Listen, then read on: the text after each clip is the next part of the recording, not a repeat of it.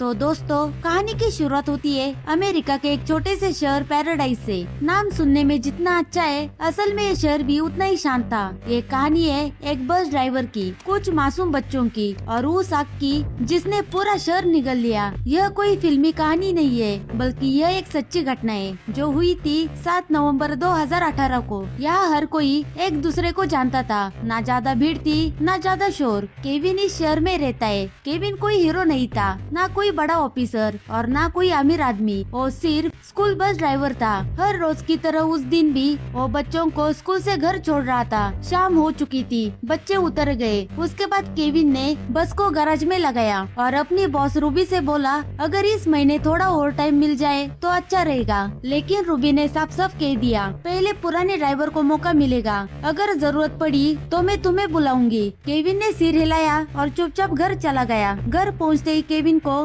Doctor का call आता है। डॉक्टर उसके डॉग का इलाज कर रहा था जिसे कैंसर हुआ था। डॉक्टर कहते हैं कैंसर पूरे शरीर में फैल चुका है, अब ज्यादा वक्त नहीं बचा, उसे सुला देना ही ठीक होगा। केविन अंदर से टूट जाता है। वो अपने कुत्ते को गले लगाकर उसके साथ आखिरी वक्त बिताता है, वही कुत्ता जो सालों से उसका सबसे अच्छा दोस्त था। इसी बीच केविन को पता चलता है कि उसका बेटा शॉन आज भी स्कूल नहीं गया। केविन गुस्से में पूछता है, हर दिन नया बहाना क्यों? शॉन कहता है, अपने भी तो स्कूल छोड़ दिया था, अगर मैं छोड़ दूं तो क्या हो जाएगा? उसकी बातें केविन को चुभ जाती है और भारी आवाज से कहता है, मेरी मजबूरी थी, तुझे तो मौका मिल रहा है। लेकिन शॉन म्यूजिक तेज कर देता है ताकि पिता की बात सुनाई न दे। केविन अंदर से टूट जाता है। दुखी मन से केविन अपने कुत्ते को डॉक्टर के पास ले जाता है, क्योंकि वो इसे और दर्द में नहीं देख सकता। लेकिन वही उसका सबसे पुराना दोस्त हमेशा के लिए चला जाता है। उसी रात मौसम बदल जाता है। अगली सुबह अजीब सी हवा चलने लगती है, तेज हवाएं, असामान्य गर्मी। तभी पहाड़ों के पास एक बिजली की तार सूखी झाड़ियों पर गिर जाती है और सूखे जंगल में आग लग जाती है और देखते ही देखते आग बेकाबू हो जाती है। उसी सुबह केविन काम पर निकलता है। वो देखता है आसमान काला सा लग रहा है, लेकिन वो इस पर ज्यादा ध्यान नहीं देता। वो बच्चों को स्कूल छोड़ने निकल जाता है। वापसी में रूबी बोलती है, बस सर्विस के लिए ले जाओ,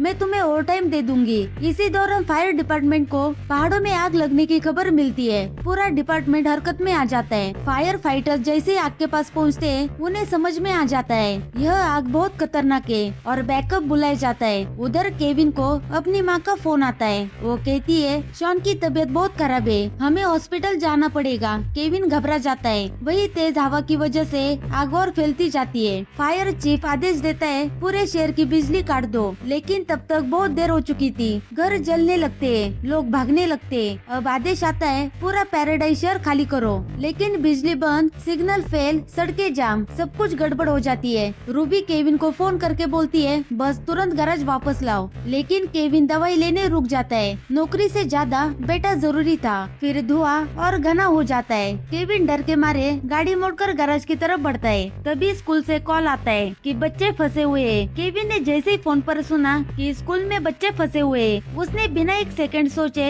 अपनी बस स्कूल की तरफ मोड़ दी। उसी वक्त चारों तरफ धुआं फैल चुका था। आसमान ऐसा लग रहा था जैसे शाम हो गई हो। स्कूल के बाहर पहुंचकर केविन ने जोर से हॉर्न बजाया, लेकिन हॉर्न की आवाज धुएं और शोर में किसी को सुनाई नहीं दी। केविन बस से उतरा और दौड़ता हुआ स्कूल के अंदर गया। स्कूल के अंदर एक टीचर बच्चों को संभाल रही थी। उसका नाम था मेरी। मेरी बच्चों को शांत रखने की कोशिश कर रही थी, लेकिन खुद अंदर से डरी हुई थी। केविन ने उससे कहा, बच्चों को बस तक ले जाना होगा, यहाँ रुकना खतरे से खाली नहीं है। मेरी ने एक पल सोचा और फिर बोली, मैं भी चलूंगी। इतने बच्चों को अकेला छोड़ना ठीक नहीं होगा। और इस तरह मेरी भी बस में बैठ जाती है। बस जैसे ही चली, उन्हें समझ में आ गया कि रास्ता आसान नहीं होने वाला। हर सड़क पर गाड़ियाँ फंसी हुई, लोग भागते हुए दिखाई देते और चारों तरफ से आग। ये सब इतना खतरनाक था कि बस हिल भी नहीं पा रही थी। केविन ने मजबूरी में गलत लेन पकड़ ली। तभी सामने से फायर ब्रिगेड का ट्रक आ गया। दोनों की टक्कर होने से बच जाती है। सड़क के किनारे छोटी छोटी आग जल रही थी। कभी पेड़ जलता है तो कभी कार। बच्चे डर के मारे रोने लगते हैं। मेरी पीछे जाकर बच्चों को समझाने लगती है कि डरो मत, सब कुछ ठीक हो जाएगा। लेकिन अंदर से वो खुद कांप रही थी। उधर शहर से बाहर रूबी रेडियो पर केविन से संपर्क करने की कोशिश कर रही थी, लेकिन कोई जवाब नहीं। फोन लगाया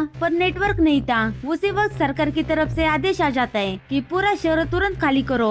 अब रूबी भी बाकी स्टाफ के साथ शहर छोड़ने पर मजबूर हो जाती है। काफी मुश्किलों के बाद केविन की बस स्कूल के पास पहुंच जाती है, लेकिन जो वो देखता है उसे यकीन नहीं होता। स्कूल भी आग की चपेट में था। स्कूल की छत जलने लगती है। मेरी बस से उतरती है और चारों तरफ देखती है। वहाँ पर कोई पेरेंट्स नहीं था, सब लोग पहले ही भाग चुके थे। मेरी घबरा कर बोलती है, अब हमें बच्चों को दूसरे शहर ले जाना होगा। बच्चे अब पूरी तरह से डर चुके थे।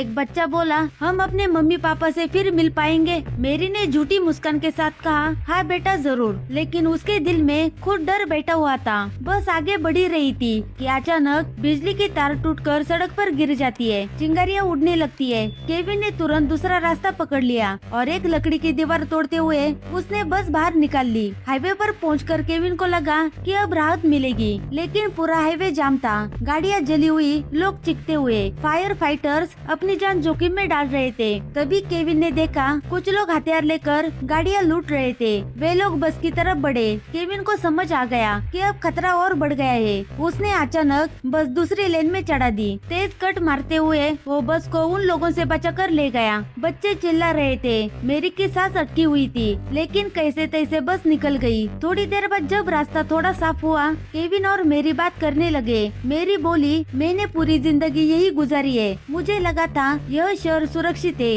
केविन बोला, मैं जवानी में यहाँ से चला गया था, लेकिन कुछ महीने पहले ही लौटा हूँ। दोनों समझ गए थे कि जिंदगी कितनी बदल सकती है। तभी अचानक बस में एक बच्चा बेहोश होने लगता है। धुआं, डर और गर्मी बच्चों को तोड़ रही थी। मेरी पानी ढूंढने उतरती है। वो एक वैन में जाती है जहाँ पानी की बोतलें मिलती है। वापस आते वक्त उसे एक हथियारबंद आदमी दिखता है, लेकिन तभी एक धमाका होता है। आदमी का ध्यान हटता है और मेरी दौड़कर बस में चढ़ जाती है। उसके बाद बस एक कच्ची पतली सड़क पर पहुँचती है। केविन बताता है, यह रास्ता बहुत खतरनाक है, लेकिन यही बाहर जाने का आखिरी रास्ता है। नीचे गहरी घाटी थी और ऊपर से आग। गलती की कोई जगह नहीं थी। थोड़ी दूर जाकर केविन को समझ आ जाता है, अब आगे जाना किसी खतरे से खाली नहीं है। चारों तरफ आग, कोई मदद नहीं आ सकती। केविन बस रोक देता है और मेरी से कहता है, अब हमें बस में ही रुकना होगा। वो बच्चों के लिए कपड़े गीले करता है ताकि सांस लेना आसान हो, और वेंट बंद कर देता है ताकि धुआं अंदर न आए, और फिर भगवान से प्रार्थना करता है। वही चारों तरफ से आग पास आती जा रही थी। गर्मी बढ़ती जा रही थी। बच्चे सहमे हुए थे। मेरी धीरे धीरे बोलती है, अगर हम बच गए तो मैं शहर छोड़ दूंगी और दुनिया देखूंगी। केविन भी अपनी जिंदगी के बारे में सोचने लगता है और अपने पिता और अपने बेटे को याद करता है, और आंखों से आंसू बहने लगते हैं। बस अब चारों तरफ से आग और धुएं से घिरी हुई थी। बाहर कुछ भी साफ दिखाई नहीं दे रहा था। बस के शीशे गर्म होने लगे थे। केविन ने बच्चों से कहा, खिड़कियों के पास मत जाओ, सब नीचे बैठ जाओ। मेरी बच्चों को गीले कपड़े देती जा रही थी ताकि वो नाक पर रख सके। बच्चे डर के मारे चुप हो गए थे। कुछ भगवान को याद कर रहे थे, कुछ अपनी मम्मी पापा को। उधर फायर डिपार्टमेंट में हालत और बिगड़ चुके थे। फायर चीफ को रिपोर्ट मिल रही थी कि लोग गाड़ियों में फंसे हैं, सड़कें पूरी तरह से बंद है और हजारों लोग पैदल भाग रहे हैं। फायर चीफ समझ चुका था, अगर हमने आग बुझाने पर ध्यान दिया तो लोग मारे जाएंगे। इसलिए उसने सबसे बड़ा फैसला लिया कि आग बाद में, पहले लोगों की जान बचाओ। सारे फायर फाइटर्स रेस्क्यू में लगा दिए गए। बस के बाहर आग की लपटें नाच रही थी। गर्मी इतनी ज्यादा थी कि इंजन ने काम करना बंद कर दिया। केविन घबरा गया, लेकिन उसने हार नहीं मानी। वो फायर सिलेंडर लेकर बस से बाहर निकला। मेरी चिल्ला कर कहती है, केविन मत जाओ, लेकिन केविन बोला, अगर नहीं गया तो बच्चे बचेंगे नहीं। केविन आग बुझाने की कोशिश करता रहा ताकि थोड़ा वक्त मिल जाए। कुछ देर बाद केविन को समझ आ गया कि इस आग को रोका नहीं जा सकता। अब सिर्फ एक ही रास्ता बचा था, हमें आग के बीच में से निकलना है। लेकिन दिक्कत ये थी कि इंजन बंद पड़ा था। केविन दौड़कर इंजन के पास जाता है। उसके हाथ जल रहे थे, धुआं आंखों में भर रहा था। वो जोर से चिल्लाता है, मेरी चाबी घुमाओ। काफी कोशिशों के बाद आखिरकार इंजन स्टार्ट हो जाता है। केविन ने बिना देर किए एक्सीलेटर दबा दिया। बस सीधी आग की दीवार की तरफ बढ़ी। बच्चे चिल्लाने लगे। मेरी की आंखें बंद थी। सबको लग रहा था अब सब खत्म हो जाएगा, लेकिन केविन की पकड़ स्टीयरिंग पर मजबूत थी। कुछ ही मिनटों में बस आग के पर निकल गई। अचानक धुआं कम हो गया, हवा साफ होने लगी। सामने खुली सड़क दिखी। केविन ने ब्रेक लगाया। कुछ पल तक कोई कुछ नहीं बोला। फिर एक बच्चा बोला, हम बच गए। और तभी बस के अंदर रोने की आवाजें गूंज उठी। केविन की आंखों से आंसू बह रहे थे। थोड़ी देर बाद बस पास के शहर के रेफ्यूजी सेंटर पहुंच गई। जैसे ही दरवाजा खुला, माँ बाप अपने बच्चों की तरफ दौड़े। कोई रोने लगता है तो कोई बच्चों को सीने से लगा रहा था। मेरी ने केविन को गले लगाकर कहा, तुमने सबकी जान बचा ली, लेकिन केविन का दिल अब भी बेचैन था। वो उस लिस्ट में अपनी माँ और बेटे को ढूंढने लगा, लेकिन उसे नाम नहीं मिला। घबरा कर वो हर तरफ देखने लगा। तभी उसने देखा उसकी माँ एम्बुलेंस के पास बैठी थी। माँ ने बताया पड़ोसी मुझे यहाँ ले आया और शॉन को उसकी माँ लिंडा ले गई। यह सुनकर केविन पहली बार चैन की सांस लेता है। अगले दिन जब आग पर काबू पाया गया, केविन अपने घर गया। सब कुछ जल चुका था और सारा सामान राख हो चुका था। उसने अपने बेटे की एक बचपन की फोटो उठाई और देर तक देखता रहा। उसी वक्त एक गाड़ी आकर वहाँ पर रुक जाती है और शॉन भागते हुए आता है और अपने पिता को जोर से गले लगाता है। उस पल केविन को समझ आ गया कि अभी सब खत्म नहीं हुआ। वो अपने बेटे से बोलता है, अब मैं हमेशा तेरे साथ रहूंगा और अच्छा पिता बनने की कोशिश करूंगा। शॉन भी पहली बार अपने पिता से जोर से गले लगाता है। तो दोस्तों, यह थी पैराडाइज फायर की सच्ची कहानी। अगर यह वीडियो आपको अच्छा लगे तो वीडियो को लाइक और चैनल को सब्सक्राइब करना मत भूलना। तो मिलते हैं अगली कहानी में। Thank you for watching.